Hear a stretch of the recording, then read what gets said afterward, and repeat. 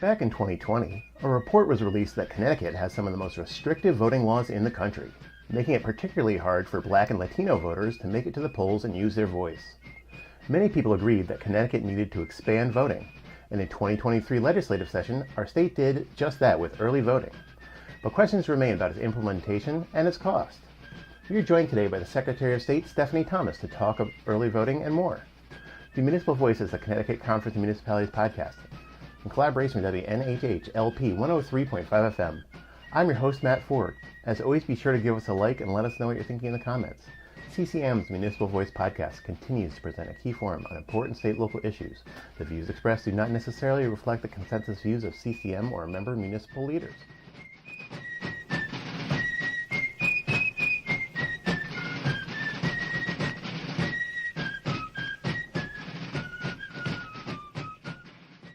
Secretary Thomas, thanks for joining us today.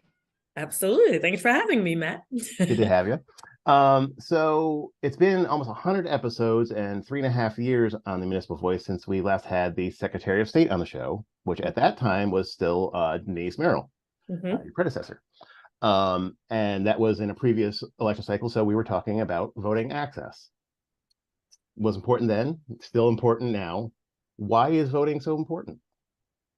Oh my gosh. How much time do you have, Matt? Here's a little question. Why is voting important? I mean, it really is the underpinning of our democratic process, our system of government. We have a representative democracy, so we as electors get to vote who will represent us at the table, so to speak. So having access to the vote and making sure that everyone who does have access is using that vote, I think without that, our democracy is floundering. Yeah. And speaking of making sure everyone's using that right, our members of CCM are municipal leaders of the towns and cities across the state. And this next election is going to be a municipal election. And generally, these elections get a turnout under 35%. Yeah. What is the connection between the popularity and quest for greater access and the fact that we have such a low turnout year after year?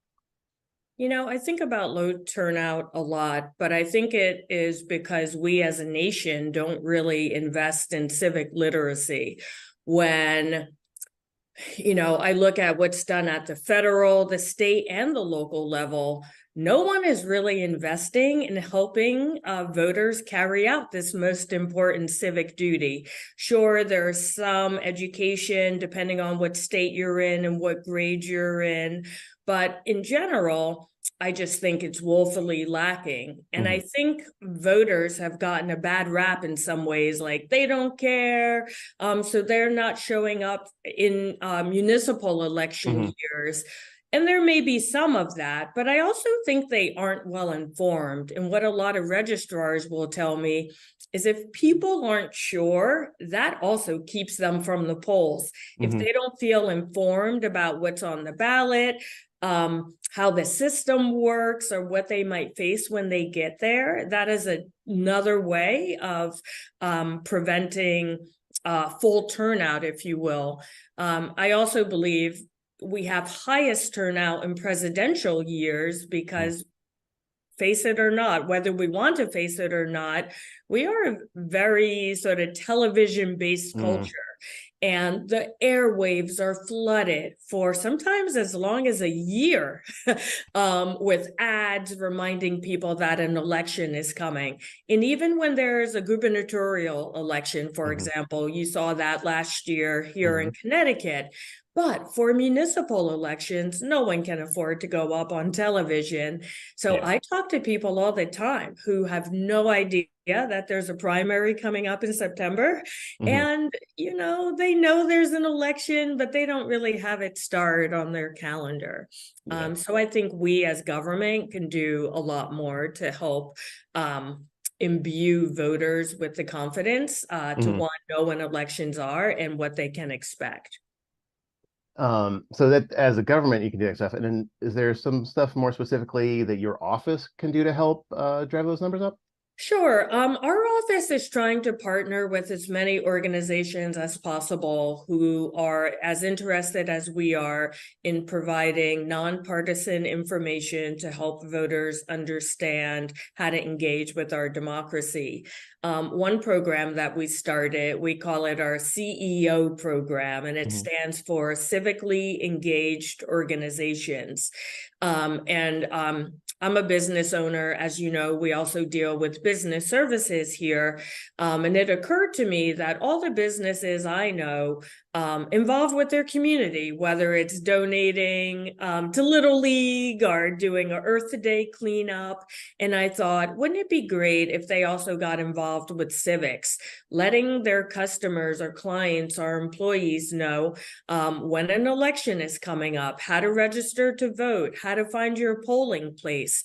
And I have had at least one municipality reach out to me about joining the program as well.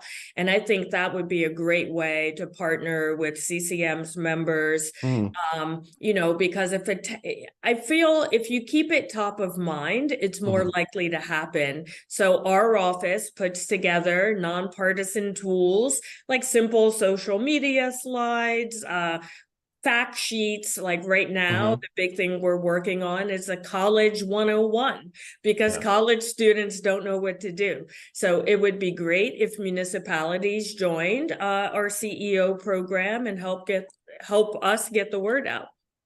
Very cool. Well, some of them might be listening right now, so maybe they will. I think it's important. You mentioned that it's nonpartisan, and that's good to remember. Is that it's not about which side of the issue on that everybody should vote. It's good for everybody. You're not just trying to encourage one side or the other. 100%. Everybody vote your conscience.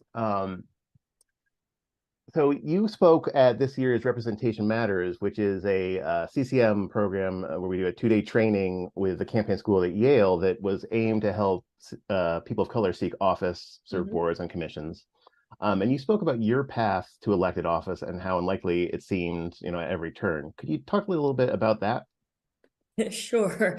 I always tell people, don't do it the way I did it. But the way we did it, on paper, it shouldn't have worked. But it was very organic. And what I do say is that people should follow their passions. I had a long career in the nonprofit sector. I was very happy doing that work. I was running my own fundraising consulting firm and doing quite well. And it wasn't until I started meeting some people locally, going to meetings and finding out how things worked. And I think I never considered myself someone who would run for office or get involved in what I called politics, although now I would say it's getting involved in governance. I thought I was doing the public good in the nonprofit space, but I saw a need. I saw that there weren't a lot of people who were like me. And some people think I mean as a woman or as a woman of color, and I do mean those things, but I also mean as a nonprofit professional. I would sit at a table and hear people discuss a problem, and I would say like, hey, the nonprofits solved this problem 10 years ago. You didn't know that this was the best way to handle it, and people didn't know sometimes.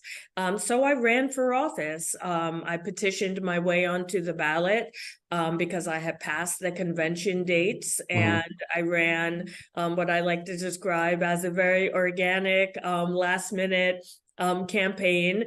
I really got started very late summer, and I lost that election, but only by a few hundred votes, which I considered a win. And then I decided to run again for different reasons. And I won. And then I decided to run for secretary because it was a job that really appealed to me.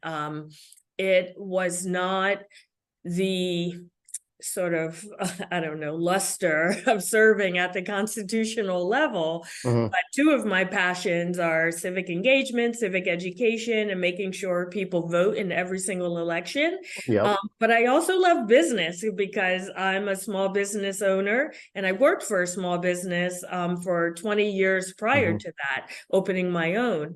So I felt like the secretary's office involved both things that I love. So I Yeah. applied for the job and here I am. And here you are.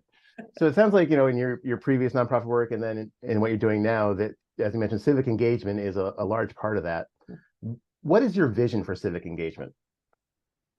Oh, you know, I think at its core, my vision is to encourage people to think differently. I would love to get to a point where there was federal and state investment in civic education and civic engagement. Hmm. Um, when I speak with groups, I often talk about, especially high schoolers, for example, I say to them, like, do you play a sport? And almost Hmm. all of them raise their hand. And I say, what if you played that sport one day a year? How good would you be? And they're like, oh, we would Yeah. suck. And I think the same is true with our representative democracy. You can't just vote and like poof, like magic, everything suddenly works out. If you don't add the engagement piece, we're Hmm. only sort of half living.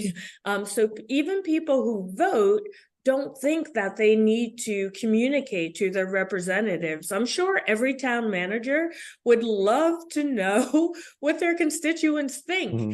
and have issues brought up to them so that because they can't be everywhere. And the Yeah. same is true with elected officials. So my vision is to teach people what I like to call civics you can use, Hmm. how to engage with your community. One example, I was speaking with a group and a 22-year-old woman.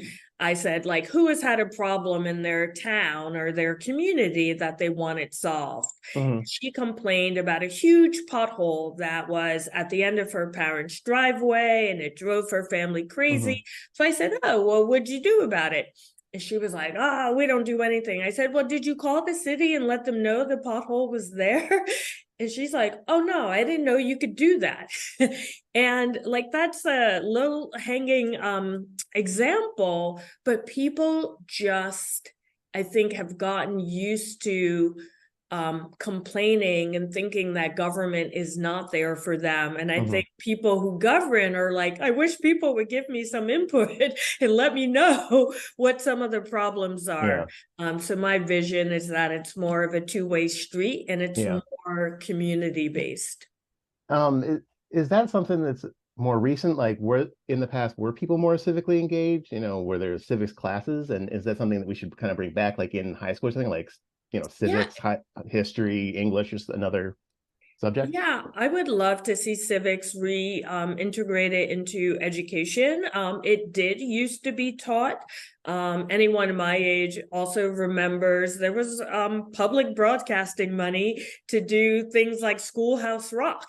Hmm. Um, but when I talk to seniors, they often talk about how, and I'm thinking, people 70 and over, like, Hmm. I've never missed an election. I vote every time. And how come the young people don't feel the Yeah. same way? But they had civics in school, and many of them also Yeah. lived through wartime, Hmm. where there was much more of a national identity. And I think that has stayed with them. Yeah. There was one piece of legislation I introduced this year that never made it through the process, but that is pre-registration Hmm. of 16-year-olds, because that's a time when many are interacting with the DMV, Hmm. so that when they're 18, they're already in the system and can be confirmed and activated. Yeah. Because it shows if you have these civic lessons and think about it earlier in life, you're more likely to be a voter throughout the rest of your life. You are listening to the Municipal Voice on WNHH 103.5 FM. kind of interesting. We always hear people talk about, the kids these days. There's quotes going back to Greek times about that sort of stuff. But do the numbers actually show that the younger generations aren't voting necessarily even at the same rate that the 70 that generation were voting when they were younger? Like, has the voting trends followed that generation through, or are the young people now likely to start voting more as they get to be that age? Yeah, I mean, it's an interesting question. Obviously, I'm not an expert Yeah. of every state, and there are differences between Hmm. elections for some of the reasons we already talked about, presidential elections Yeah. versus special elections, primary elections, etc. But I do think that what I hear from a lot of young people is just a lack of understanding Hmm. because they aren't taught a lot of this. One of the things I hear the most is confusion about, if they're away at college, for example, Hmm. do they vote where they're in college? Do they vote in their hometown? Which is why we're working on a College 101 Okay, very cool. little fact sheet. And I thought there was a very interesting thing. I've been doing a lot of sort of anecdotal conversations with our interns and young Hmm. people wherever I meet them. And I say, like, there's a lot riding on you. We put a lot of, we always hear the young people will save us. They will do Yeah. X, Y, and Z. And I ask them if they're voting and why or why not, or what Yeah. they think about it. And one thing really stuck with me, so I try to think about it in our work here.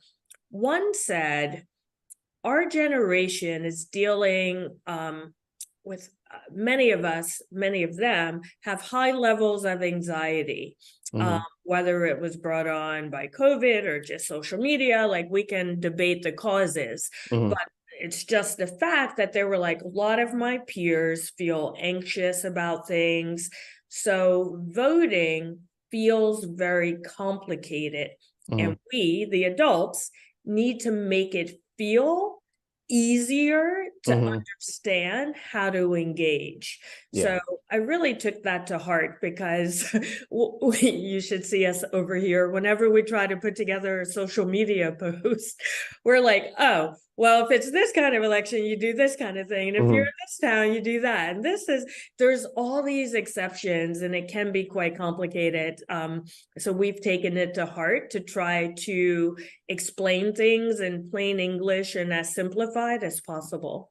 Yeah. Yeah, and I suppose we were in a time frame where young people used to be able to buy pretty much anything over their phone at any time. The idea of having to like go to some municipal Yeah. building and talk to someone at a desk and have them check your ID, like the whole thing seems Well, you'd be strange. Yeah. surprised how many young people have no idea how to address an envelope and put a stamp on it. Yeah.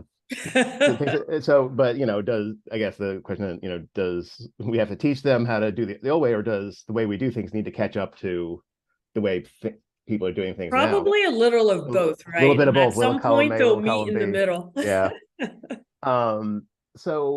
Connecticut did in fact pass elections related bills this year. Could you tell us a little bit about the early voting package that passed and what people can expect from it? Sure. So a package did pass. I won't get into all the details Mhm. unless you want me to.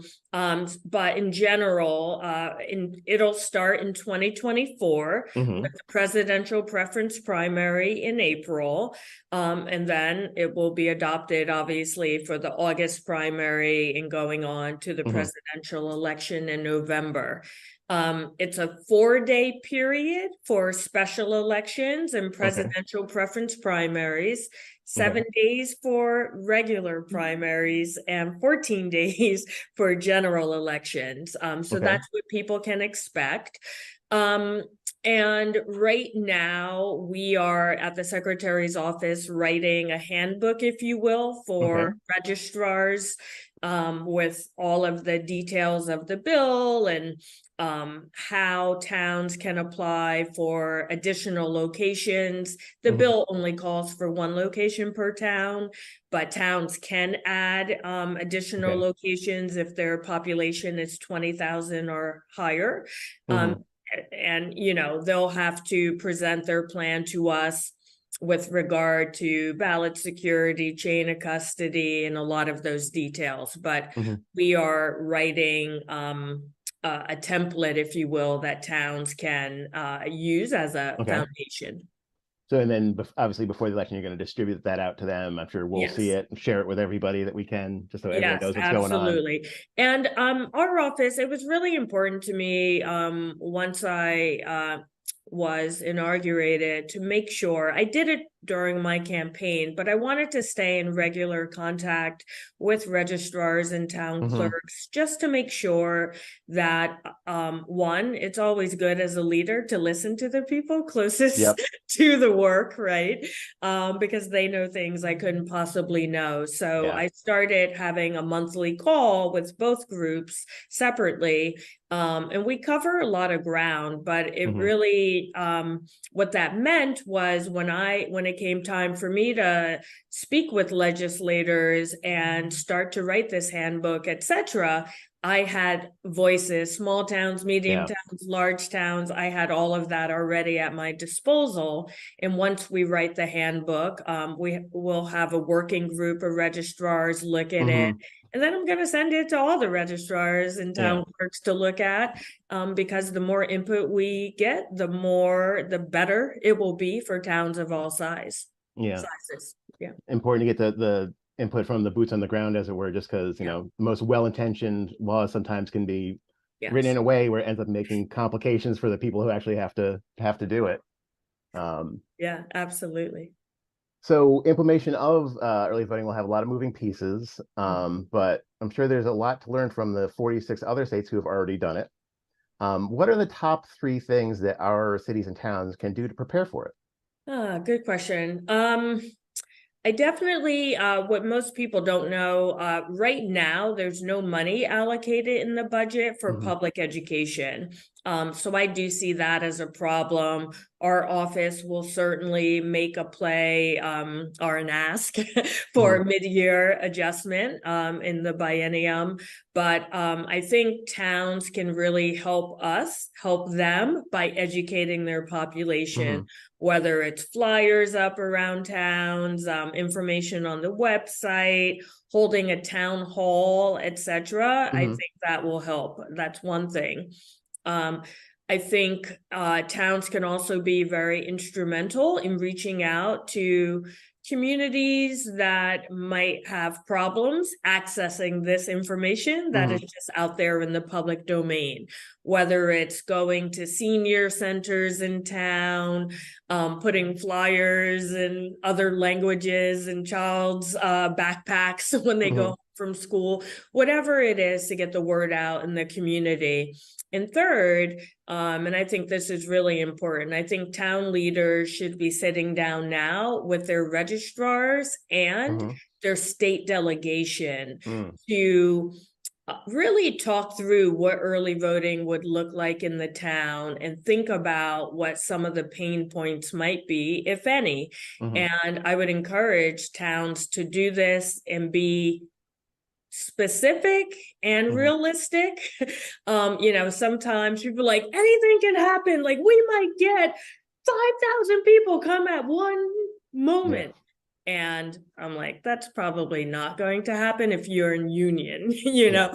So I think if people can have those specific, realistic conversations and Mm-hmm. have it with their delegation, then that would be really, really helpful to prepare both the town leaders, but also the delegation with Mm-hmm. how they will answer when I request that budgetary adjustment. Yeah, and speaking of the budgetary adjustment there, you said there wasn't money included really for the education of this. Was there any money included for staffing or anything? Because I know at CCM we're always um, concerned that, something passes and there's no money for it, that it's what we call an unfunded mandate. Yeah, it's definitely an underfunded mandate Okay. at this point, I would say. So for the first year of the biennium, each town will receive $10,000, Okay. $10,500 to help offset the costs. Mm-hmm. And that may help some towns. It won't Mm-hmm. be enough to help others because every Mm-hmm. town is getting the same amount. So even you said there's some that the bigger cities might need to have 2 or 3 locations. They would still only get the Exactly. Or 10,000 more at this point. importantly, Mm-hmm. many more workers. Mm, Because, a Saturday in Waterbury is going to be different than a Saturday in Canterbury. Um, mm, so they will have some money. The only election in this first year of the biennium is the mm, presidential preference primary. So that mm, is typically not very high turnout. It's a mm, 4-day period. So I think it's workable.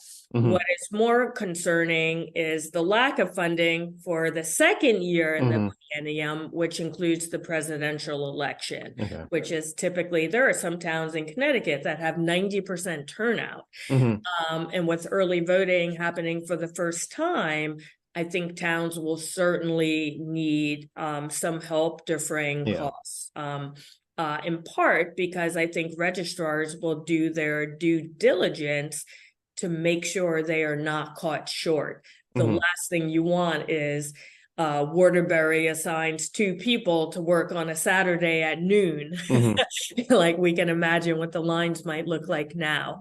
Yeah. Uh, so I encourage when the towns sit down and have these conversations, if they know there are problems that they will experience, they should definitely be reaching Mm, out again to their legislators, to the governor's office, etc., to just explain what those yeah. issues are as clearly as possible. Yeah. And it sounds like maybe that first one with the lower turnout could, in some ways, be helpful to test out, the early voting, a test run, as it were, before the big one to root out some of Absolutely. the problems that you might have, especially when it then scales up for the Exactly. The good fallout. news Yeah. is we do have the presidential primary, but we also have the August primary Hmm. to as a bit of a dry run before the main election. We gotta so find some of those problems before go to the big time there.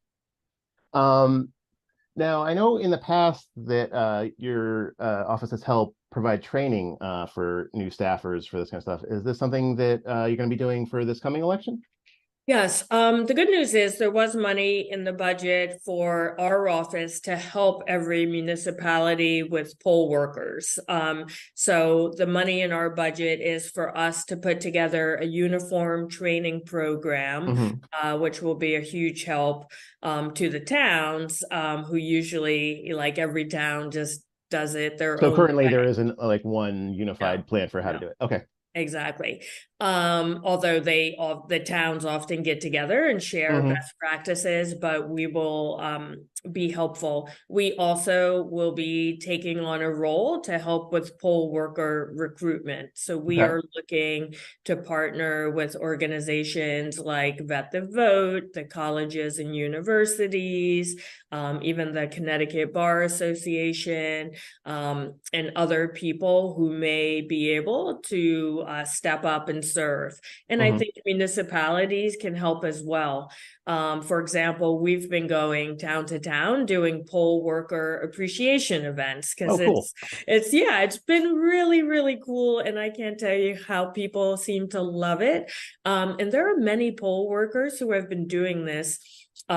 We award people over 10 years, over 20 Hmm. years. I met someone a few weeks ago who had been doing it 49 years, Wow. and that's amazing. So just elevating that type of community involvement, because usually what happens, registrars just ask around, poll Hmm. workers ask friends and family. So sometimes you see like husband, wife, and their children all serving.